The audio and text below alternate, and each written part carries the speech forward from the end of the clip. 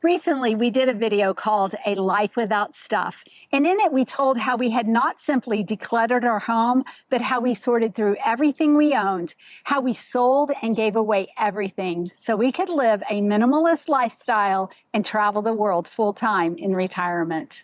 We are currently in Sweden, and we thought it would be a good time to talk more about the method called Swedish Death Cleaning. The term for this is döstädning.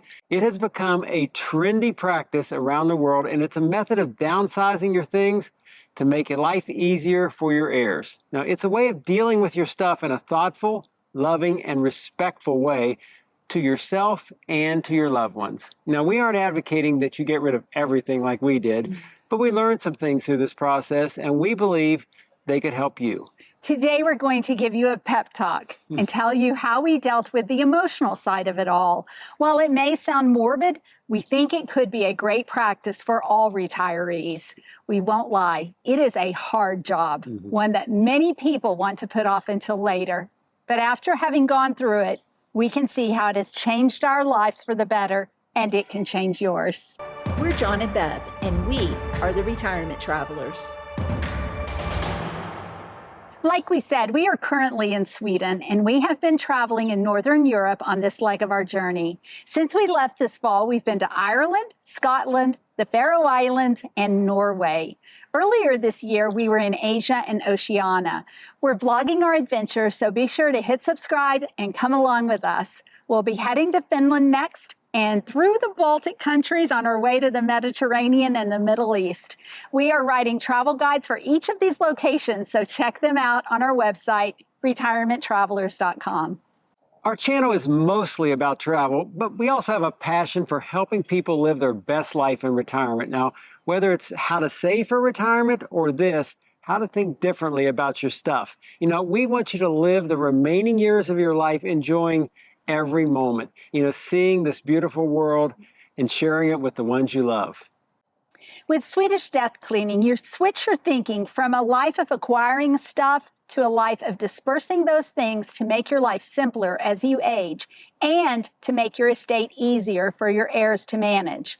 It's not about preparing for your death tomorrow. It's about living for many tomorrows with joy and ease. When we published our previous video, we received many notes from people who were knee-deep in cleaning out their parents' or their grandparents' homes after they died. They told us some really very sad stories about, how they didn't even have time to grieve their loved ones because they faced such a daunting challenge of sorting, making decisions, and really physically handling all that stuff that was left of them. Many of them were so sad for the position that they were put in. They commended us for our efforts and told us that our kids were very lucky. In the last video, when we stated that we had downsized for our kids, someone said, you didn't do it for your kids, you did it for yourself so you could go travel the world. But the truth was, we could have very easily put everything in storage and left it for our kids to deal with one day.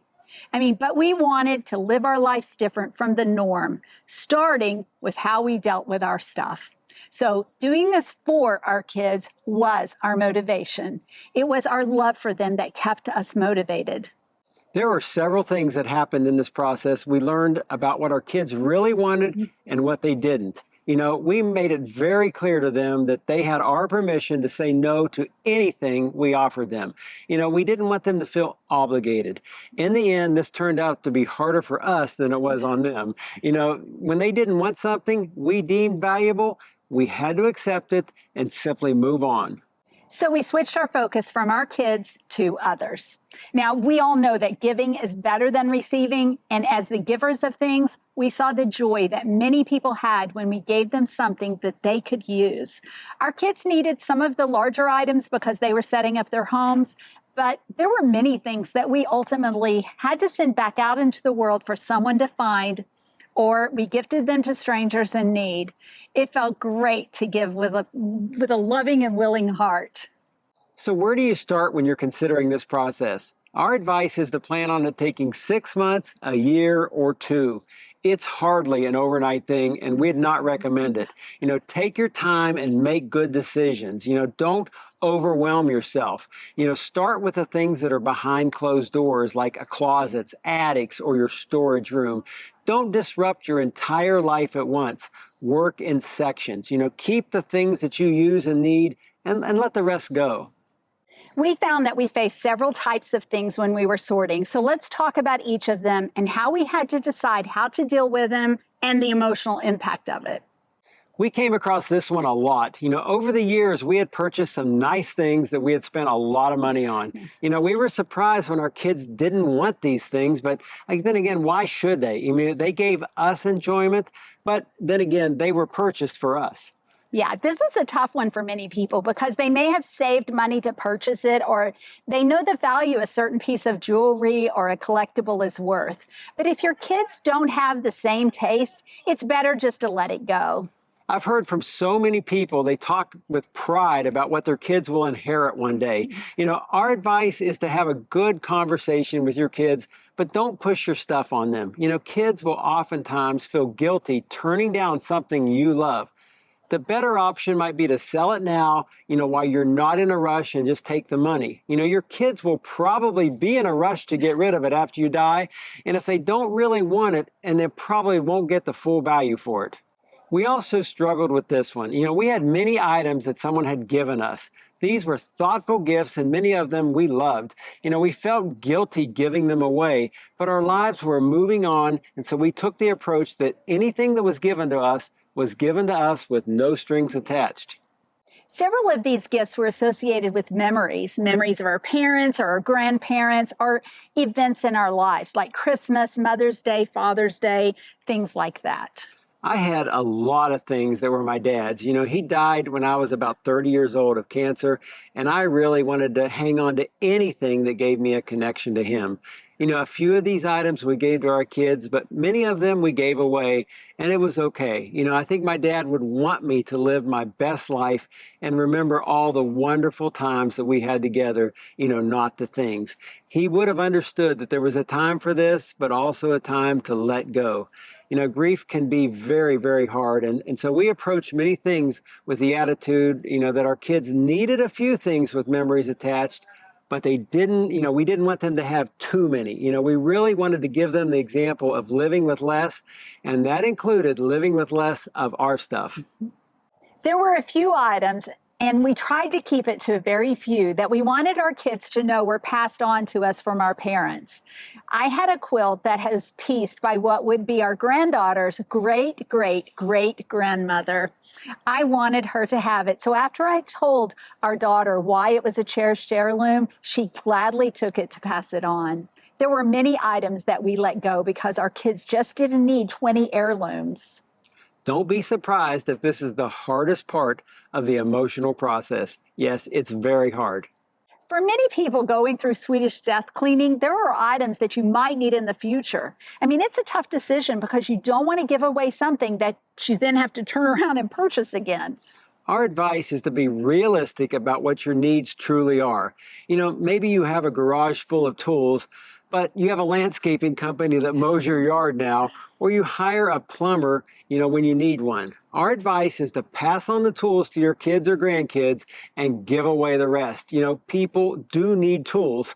Habitat for Humanity will accept tools and building materials, so think of them when you're giving these things away. The same goes for other things that you encounter that you might feel compelled to hang on to, and realistically, you will never need them again.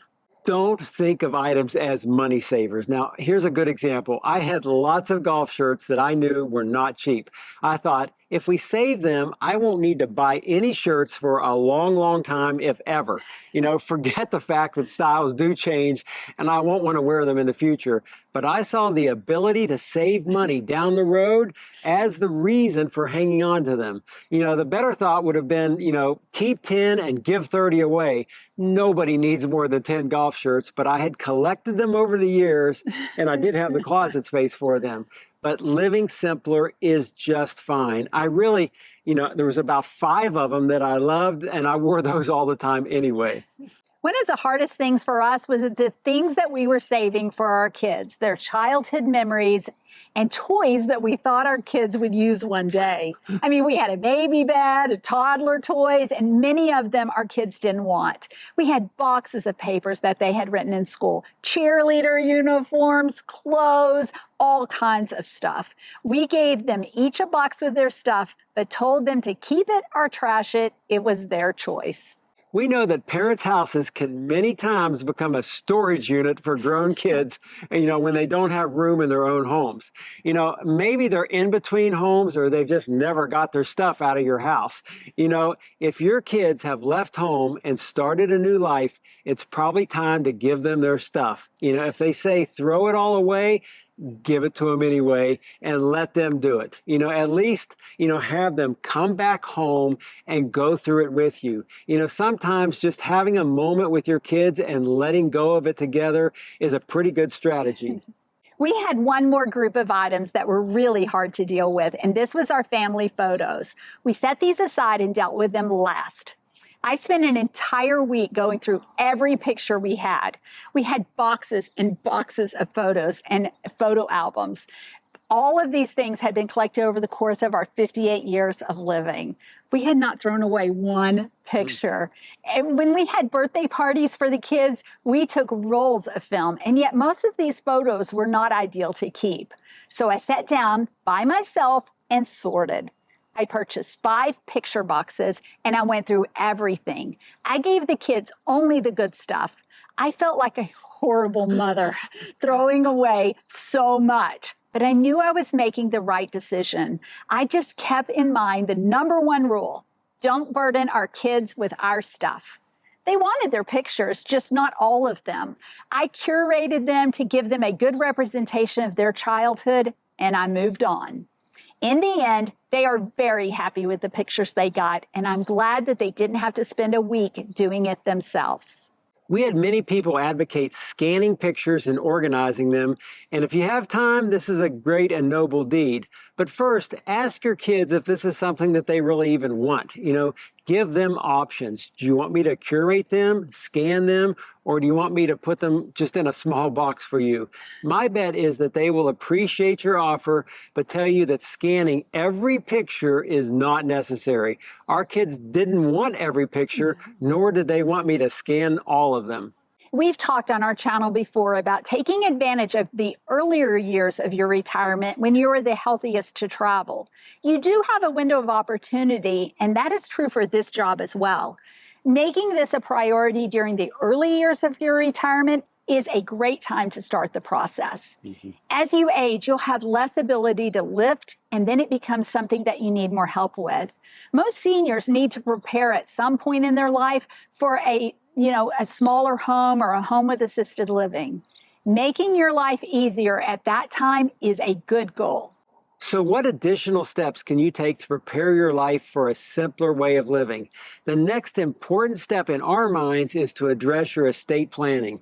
Like dealing with your stuff, putting off estate planning is an easy thing to do. Many people think that they will have time, or maybe they have very hard decisions to make about their end-of-life choices. When we began to prepare for retirement, one of the first things our financial planners did was send us off to the estate attorney to get our wills and trust updated.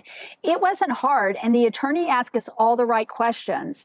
When it was done, she sent a copy to our financial planners, who secured it in a digital vault with all of our financial assets. Speaking of financial planners, if your financial planner isn't thorough like this, you should consider a new one. Our financial planners have a digital cloud system where they update and store all of our financial documents. We don't keep paperwork. We don't want it, and we don't have a place for it. Our documents are available in a moment if we were to need them. We don't want a system where we are forced to handle volumes of paperwork like annual reports and stuff.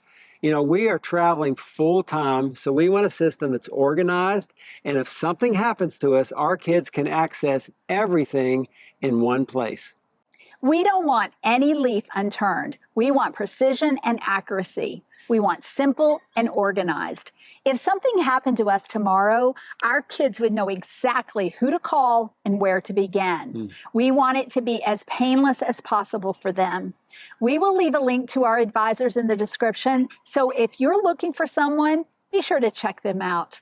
Our hope going forward is that we never fall into a pattern of living in the past with a life full of stuff and material possessions. We have set our sights on a big experience.